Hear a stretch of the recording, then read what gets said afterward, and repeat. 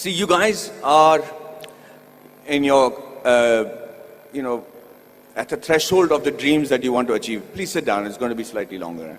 And you guys are going to actually determine how the environment around you is going to progress along with you.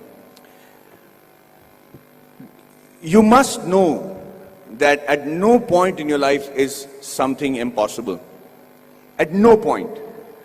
You could be in a place, you could be born and brought up in a place like Bihar, like I have done, and be a big enough star to come and talk to people in Coimbatore as a star. Or you could be in the industry like the Tamil and Telugu industry and be known as the most exciting director. Rajamouli suddenly decides that he can make a film which is, if not better, but at par with Hollywood. And he does that staying in India, and he hits the ball right out of the park. He becomes historic in just that one moment. There is a huge lesson to be learned on things like that. Everybody keeps saying success is when the right opportunity meets the right preparation, right? So you can't have the right preparation by being the engineer that you want to be, and you keep looking out for that right opportunity. But what makes the right opportunity and the right preparation come together? When does that synergy happen for you to be prepared for it? Because like they say, if you're prepared but you don't get the opportunity, it's useless. If you have the opportunity, you're not prepared, it's not useless. But they have to meet at a point, right? And that meeting happens because you will it to happen, because you want it so badly to happen. I could be walking down any street, I could be anybody, but why did that one director come and meet me and wanted me to act in that television serial? If you look at every next step in my career, I have never prepared for it. I have never imagined that this could happen. I never imagined that Mani Ratnam will call me. How would Mani Ratnam know about a guy who's doing a television series in Bombay without even seeing one episode of mine? So let's come back to that one point that happens, the synergy that happens between the right opportunity and the right preparation. And that happens when you have what is called situational awareness. So let me tell you a little bit about situational awareness. Situational awareness is when, as in the army, they say you're completely aware of what is happening around you at all times. So, as I was saying, the situational awareness happens when you're completely aware of everything that is going around you at all times. And you should be able to do that. When we are in the army, and if you're walking down the ground, parade ground, anybody who's involved with the defense will know what I'm saying is the truth. And if there's an officer walking away from the other side of the ground, you have to stop and salute him and say, Ram Ram Sarji, or whatever is the call of the unit. If you don't, they'll give you a brick in your hand and you have to shave with that brick. So, thank you, that's awesome. So, the situational awareness is because you should know when the enemy is around you or when there is danger around you. You know how that is taught to you from when you're a child? That's taught to you in the form of good manners, in the form of being courteous. So when you say a good morning, or you're saying a good afternoon, or you're looking around and helping a teacher who's carrying a book and being aware that she needs help, or you're watching around and stepping over a drain and not tripping on yourself, you should know that you're fairly evolved in the art of situational awareness. That's why people insist on teaching children good manners.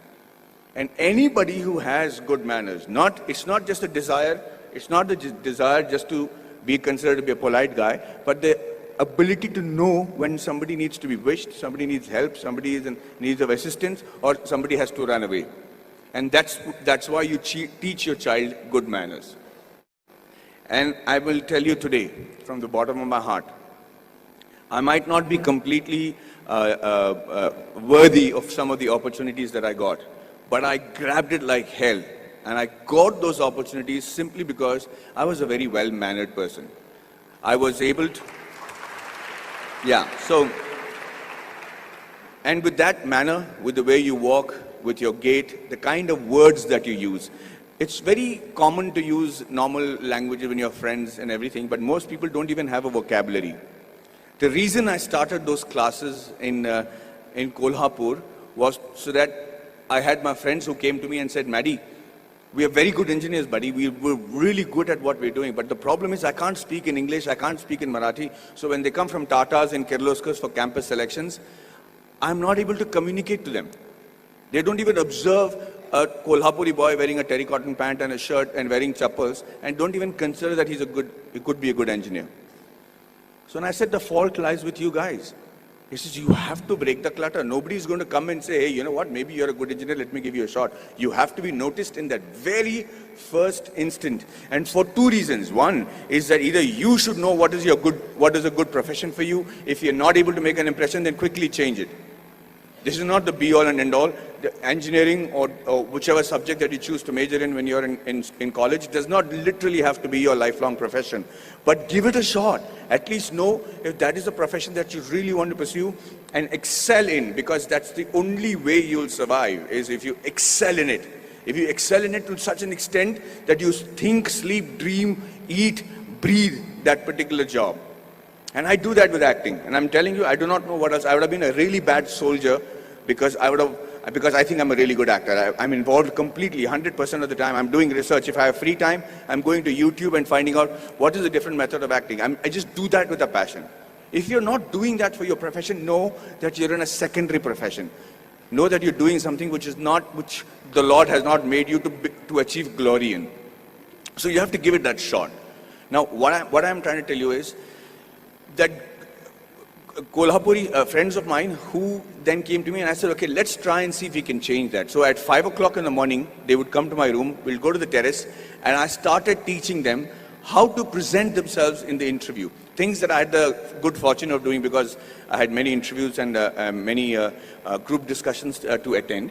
And then I started with basic things on how to shake hands, how to look somebody in the eye and speak. How do you introduce yourself? How do you shake hands with a lady as opposed to a man? How do you speak on a phone? What is dining table etiquettes? What's telephone etiquettes? When do you use a shrimp fork or a salad fork or people might think I don't require that. I'm never going to work on those things. I'm doing my father's business. But you never know. That is the preparation that you make to make that quantum leap in your careers. These are basic things. You have to know that. You have to know how to dress correctly. You have to know if you have body odor. You have to know whether you're spitting on people's face and how to stop it when you're speaking. If you don't do these things, ladies and gentlemen, you will be in an average life, doing an average job and living an average life. Having said that, I'm not saying that is wrong. That could be your calling. My father is very happy living that sort of a life because they don't live in extremes. But if you have a passion and if you have a desire to be exceptional, if you have a desire to be seen apart from the crowd, then this is the bare minimum thing you should do. So when these guys went for the interview the next time in Kolhapur, I made it a point to call the Tatas and say, hey, you know what is wrong? Because I am from Jamshedpur, from the Tata Steel town. I knew the officers, I knew the senior gentlemen. I said, sir, you know, these friends of mine are extraordinary engineers. The mere reason why you're not taking them is because they don't know how to present themselves in English.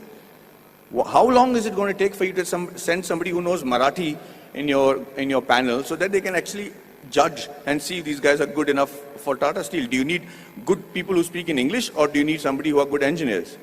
And he agreed. He actually sent people from Maharashtra, and for the first time in the history of Kolhapur, we had 5 guys getting into Tata Steel and Kirloskars.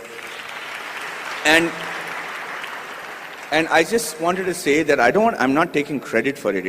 I just felt bad because it is just a small 3-day push that they required to achieve that. So when they were interviewed, they said 4 years of learning engineering one side, and those 3 days with Maddie, we became engineers and successful today because of those 3 days. And what I am teaching you is nothing extraordinary. It is simple stuff. It's the norms. It's the way of the world. So yes, we are all radicals here. I mean, you guys are very awesome students. You're sitting there quietly listening to me. We used to make a ruckus if somebody came to give a speech. But the idea is that you have to connect to the audiences that you're speaking to. Public speaking and group discussion skills can be taught in 15 minutes. I used to challenge my students that I should say, I will hold each and every one of your attention for 15 minutes because I will say such relevant stuff that you will be forced to pay attention to me. And that's how you make an impression. That's how you break the clutter. That's how you get seen in this world, and that's how you can achieve glory for yourself and this wonderful nation that you're part of.